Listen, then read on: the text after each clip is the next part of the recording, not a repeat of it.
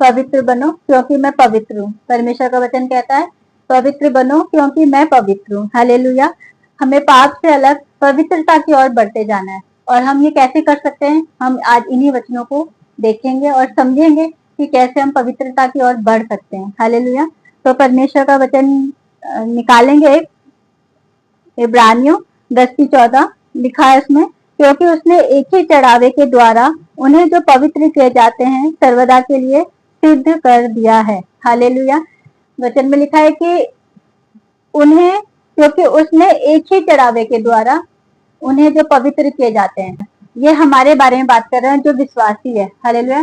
तो यीशु मसीह ने अपने एक ही चढ़ावे के द्वारा हमें हमेशा के लिए सर्वदा के लिए सिद्ध कर दिया, पवित्र कर दिया, धर्मी ठहरा दिया। लेकिन कुछ ना कुछ कमी अभी बाकी है, क्योंकि हम ऐसा समझते हैं कि जब जिस दिन हमने यीशु मसीह को ग्रहण किया उसी दिन, उसी समय, उसी घड़ी हम पूरी रीति से धर्मी हो जाते हैं, हम पूरी रीति से पवित्र हो जाते हैं, सिद्ध हो जाते हैं। हालेलुया। लेकिन फिर भी परमेश्वर का वचन कहता है कि पवित्र बनो क्योंकि मैं पवित्र हूँ। तो ऐसा क्या है कि अभी भी बाकी रह गया है पवित्र बनने के लिए? क्योंकि हमारे जो काम है हमें कभी भी सिद्ध नहीं कर सकते, हमें कभी भी पवित्र नहीं कर सकते। लेकिन इसका मतलब ये तो नहीं है कि हम इस दुनिया में जब यीशु मसीह को ग्रहण कर लिया है तो हम पाप करते रहे, है ना?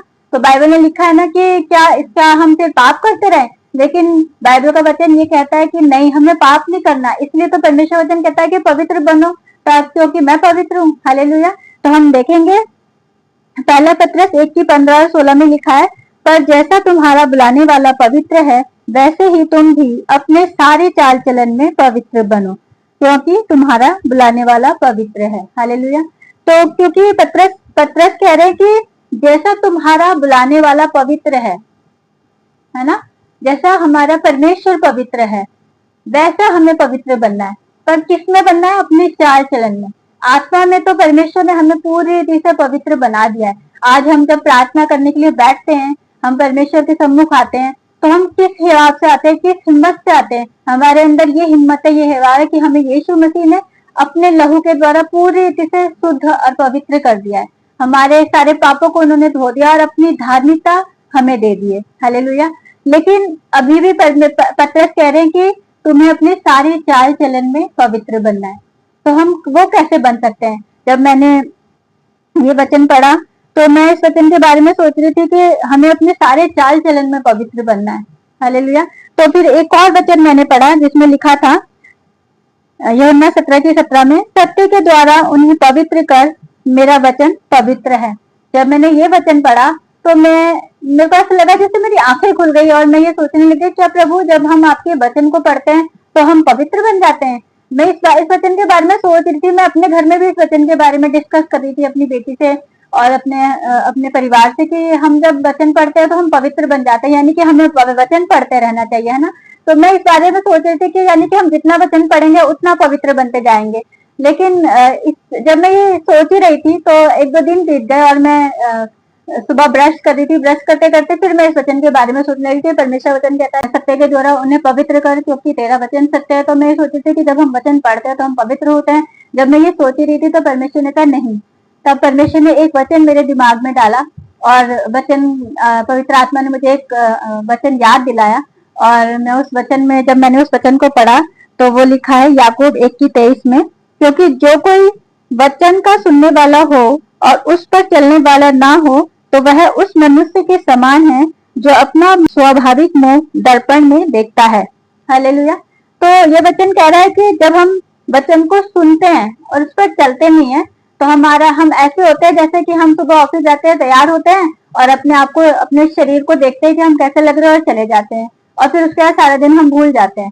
वचन भी अगर हम इसी तरह से जब हम वचन को सुनते हैं और उसे सुनते हैं, जब हम चर्च गए या हमने कहीं से यूट्यूब से या कहीं से भी वचन को सुना और जब हम सुन के उस वचन पे पर ध्यान नहीं देते, सुन के ऐसे छोड़ देते हैं, उसको भूल जाते हैं, तो हम क्या है उस वचन पर चलते नहीं, हम उस वचन को खाली सुनकर यूं ही छोड़ देते हैं। तो हम ऐसे होते हैं जैसे कि, क्योंकि वचन हमारे लिए एक आईने के समान कार्य करता है। अगर हमारे को वचन बता रहा है कि तुम्हारा झूठ बोलना पाप है और हम उसके बावजूद उस पर कोई ध्यान नहीं दे रहे और हम झूठ बोले जा रहे हैं। अगर परमेश्वर का वचन कह रहा है गाली देना पाप है और हम फिर भी गालियां दे रहे हैं, यीशु मसीह में आने के बाद। अगर परमेश्वर का वचन कह रहा है कि हमें नशा नहीं करना चाहिए, हम फिर भी नशा कर रहे हैं, तंबाकू गुटखा नहीं खाना चाहिए, हम फिर भी खा रहे हैं, तो अब परमेश्वर का वचन हमें बता रहा है कि ये सारी चीजें हमें पाप की ओर लेके जाता है।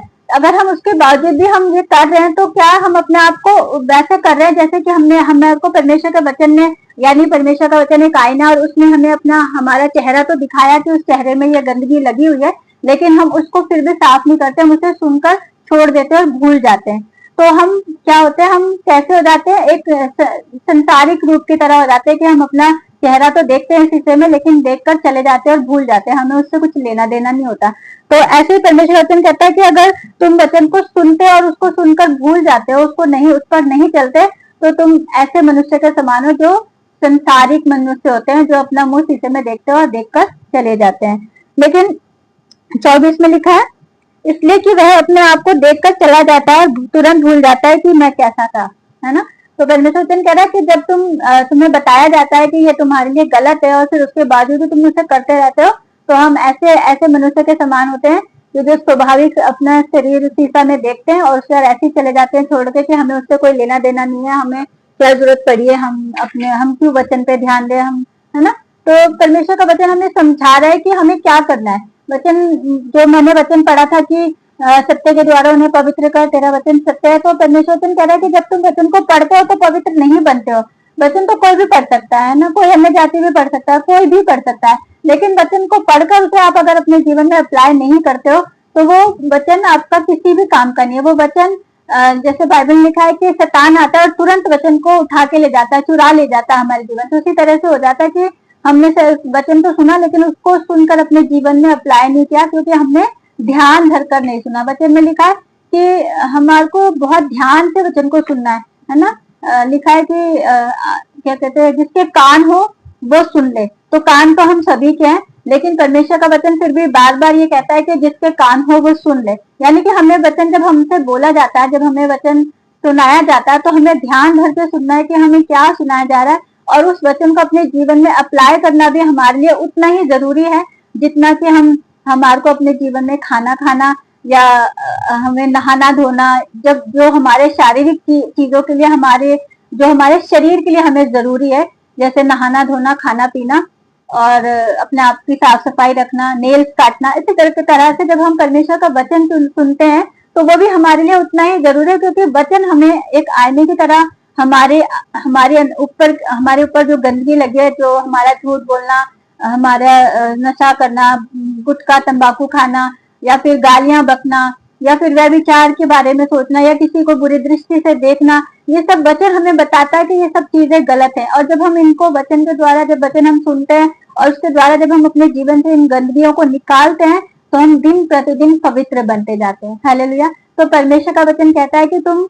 वचन को सुनने से पवित्र नहीं बन सकते, वचन को पढ़ने से भी पवित्र नहीं बन सकते, लेकिन वचन को जब आप अपने जीवन में अप्लाई करते हो, उसको अपने जीवन में लागू करते हो, उसको अपने जीवन में कार्य करने देते हो, तब तुम पवित्र बनते हो। तो इसी वचन से मुझे याद आ रहा है कि मेरे हस्बैंड भी, जब यीशु मसीह में हम लोग नहीं आए थे, जब मेरे हस्बैंड ने यीशु मसीह को ग्रहण नहीं किया था, अभी पहला ही दिन था, हम लोग को जैसे संसार में होता है कि जब हम लोग का संडे का दिन होता है तो हम लोग लेके आते हैं ड्रिंक्स वगैरह लेके आते हैं। मेरे हस्बैंड को था कि हर संडे को वो थोड़ा सा ड्रिंक जरूर करते थे, तो वो उस दिन भी वो ड्रिंक लेके आए, और लेकिन उससे पहले कि वो ड्रिंक लेके आके उन्होंने घर में रख दिया था। बट हमारे यहाँ पे चर्च से पास्टर आए और उन्होंने आके घर में हमारे साथ बातचीत करी, हमें वचन सुनाया, और वो प्रचार करके अपने साथ ले गए मेरे हस्बैंड को, और थोड़ी देर और वो कहीं और किसी और के जगह में भी जाके उन्होंने प्रचार वगैरह किया, सुना। वो उसके बाद घर आए, और उनका जब वो घर आए, उस घर में आने बाद उस दिन से उन्होंने वो शराब को, जो भी वो था उनका, उसे उठा के उन्होंने कूड़े में फेंक दिया, और उसके बाद से लेकर आज तक कभी दोबारा नहीं किया। आज इस बात को 10 साल हो गए। तो परमेश्वर का धन्यवाद करते हैं कि परमेश्वर का वचन हमें बताता है कि हमारे अंदर क्या गलत है, और जब हम उसे निकाल देते हैं तो प्रभु हमारे जीवन में अद्भुत कार्य करते हैं। हालेलुया। तो मैं विश्वास करती हूँ कि आज आपको इन वचनों के द्वारा आशीष मिली होगी, और अगर आपने इन वचनों के द्वारा कुछ सीखा है तो मुझे कमेंट करना ना भूले, सब्सक्राइब करें, लाइक करें, और बेल आइकन को दबाना ना भूलें। और मैंने जो पिछली बार शिक्षा दी थी कि क्या तुम्हारी धार्मिकता शास्त्रियों और फरीसियों से बढ़कर है, अगर आप लोगों ने वो नहीं देखा है तो वीडियो में देखें, या मैं लिंक डाल दूंगी, आप उस लिंक को फॉलो करके जरूर उस वीडियो को देखें। उसमें भी उसके द्वारा भी आप अद्भुत वचन की बातों को सीख पाएंगे। और मैं विश्वास करती हूँ कि आज आपने इन वचनों के द्वारा कुछ ना कुछ सीखा है, और अगर सीखा है तो मुझे कमेंट करना ना भूलें। सबको जय यीशु मसीह की। प्रभु आपको इन वचनों के द्वारा आशीष दे। बाय।